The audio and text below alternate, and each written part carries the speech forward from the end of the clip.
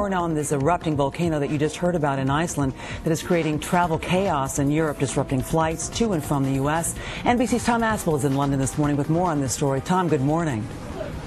Good morning, Anne. Well, aviation authorities have deemed a cloud of volcanic ash from Iceland a significant threat to airplanes. Britain has just announced that it's closing its airspace. A volcano in Iceland is spewing clouds of ash into the air, which are moving south to cause severe disruption to European aviation. Airplanes are vulnerable to volcanic ash, which can melt in the heat of their engines and then solidify again, possibly shutting them down.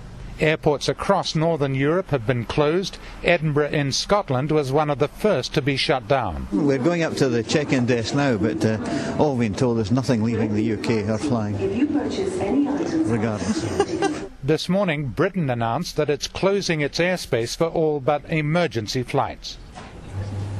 Thousands of passengers are stranded at London's Heathrow Airport, Europe's busiest. Aviation authorities say they'll have to wait for the wind to blow the cloud of volcanic ash away before airspace here can reopen. Anne? All right, Tom Aspel this morning. Tom, thanks. Today, Russia announced it is suspending all U.S. adoptions of Russian children until an agreement is reached on future adoptions. This comes a week after a Tennessee woman sent an adopted Russian child back to Russia by himself after claiming he was violent. In western China, a desperate search for Wednesday's earthquake victims. The death toll has now topped 600, with more than 9,000 injured. NBC's Adrian Mong is more from Beijing this morning. And Adrian, I understand that survivors are being found. Yes, good morning, Anne. There are survivors, one by one, slowly but surely. They're finding adults, but also children from underneath collapsed buildings that toppled over when the quake struck early Wednesday morning. Class was basically in session, so many of the county's children were already in school. You see many parents waiting around anxiously, hoping for some signs of life.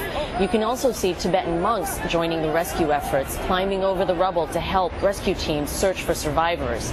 There have been about 750 aftershocks recorded in the quake zone since the main quake first struck.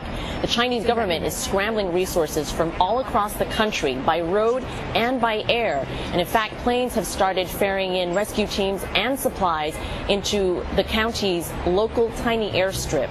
And by road, we're seeing military trucks bring in lots more supplies. Anne? Adrian, may I ask you this question? Is there a sense then that international help is needed? Or is there a sense that China is able to handle this by itself? Well, the Chinese government has always prided itself on being able to mobilize mass resources as well as its military, vast numbers of troops into very remote regions. The problem is that you're sitting at a very high altitude here, very thin air. Rescue teams are being challenged by having altitude sickness, rather, as well as very cold weather conditions. So this is an unusual situation for the Chinese. Very devastating. Thank you so much, Adrian Mong, for your report this morning. A new report finds that home foreclosures are up 35% in the first quarter of this year from a year ago. That is the biggest jump in 5 years. And in Houston, a house has been infested with insects behaving badly. An exterminator found bees just about everywhere he looked. The family had been living with the problem for almost 2 years. This is unbelievable, but the family says it's none of our beeswax.